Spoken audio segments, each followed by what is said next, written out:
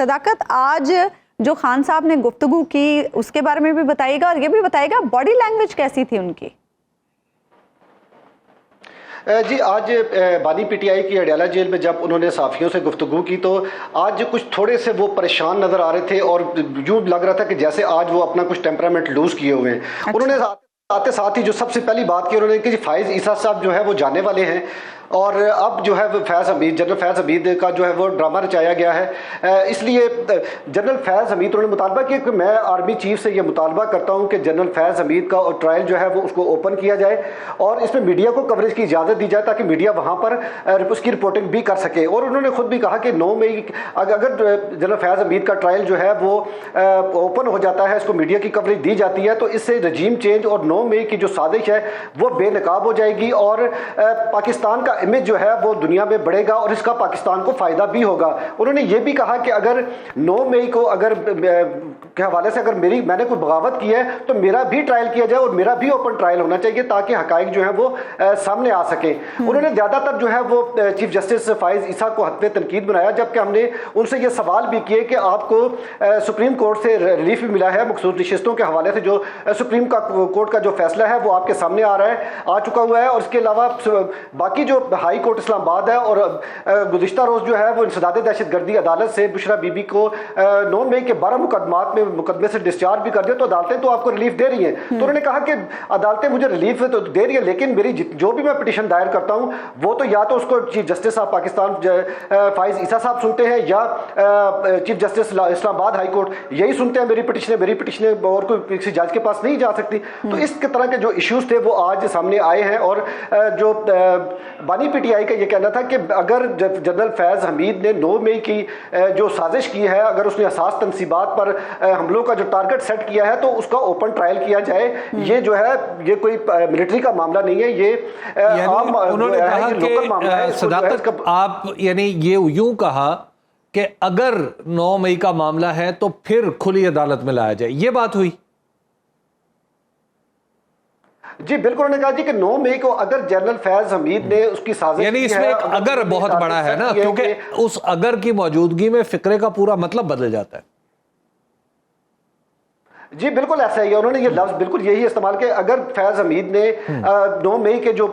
साजिश अगर की है असास तनसीबात पर हमलों का जो टारगेट अगर उन्होंने सेट किया है तो इसको ओपन ट्रायल होना चाहिए और इसको जो है ना। दूसरा उन्होंने कहा कि मैं सिविलियन हूँ और जो कि कौन सी जमहूरियत है कि जिसमें एक साबिक वज़ीर-ए-आज़म का आर्मी कोर्ट में जो है वो ट्रायल किया जाए। ठीक है, अच्छा ये बताइएगा सदाकत, जो बातें हैं वो सदाकत, आज आपने अभी कहा कि वो कुछ परेशान लग रहे थे और मैं कहीं पढ़ भी रहा था कुछ तरह के टिकर्स भी थे कि वो बार बार पसीना पहुंच रहे थे, उन्हें खांसी भी थी, ये क्या मामला है? आज हबीब साहब, आज जो मोस्ट इंटरेस्टिंग वो बात यही थी कि आज वाकई जो है वो बानी पीटीआई जो है वो आज कुछ परेशान दिखाई दे रहे थे और बार बार जो है वो पसीना इसलिए पहुंच रहे थे कि आज वहां पर सहाफ़ियों की जानिब से उन पे बड़े सख्त जो है वो ताबड़तोड़ किस्म के उन पे जो सवालात किए गए हैं, ख़ास तौर पर जनरल फैज़ हमीद के हवाले से कि भाई आपका जनरल फैज़ हमीद के साथ जो है रवाबित किस हद तक है, अभी भी आप उनके साथ राब्ते में हैं या बतौर प्राइम मिनिस्टर थे। तो उन्होंने कहा कि जब तक मैं वज़ीर-ए-आज़म था तो वो DGIS थे तो मैं उस वक्त तक उनके साथ राब्ते में था। जब वो एक बंदा रिटायर्ड हो गया तो उसके बाद तो वो हीरो तो नहीं, वो तो बल्कि जीरो हो गया। तो मुझे क्या जरूरत है कि मैं एक जीरो बंदे से जो है वो राब्ता रखूं या मुझे उससे कोई रिलीफ मिलेगा। तो फिर मैंने उनसे एक सवाल किया, मैंने कहा देखिए खान साहब, जनरल फैज़ हमीद जो है वो DGIS रहे हैं और आप उनके बतौर प्राइम मिनिस्टर उनके साथ वो आपके मतहत रहे हैं, लेकिन कुछ ऐसे राज तो हैं, ऐसे रास्ते उनके पास हैं जिसकी वजह से आज आपकी पोजीशन जो है वो डिफेंसिव हुई हुई है। बार बार आर्मी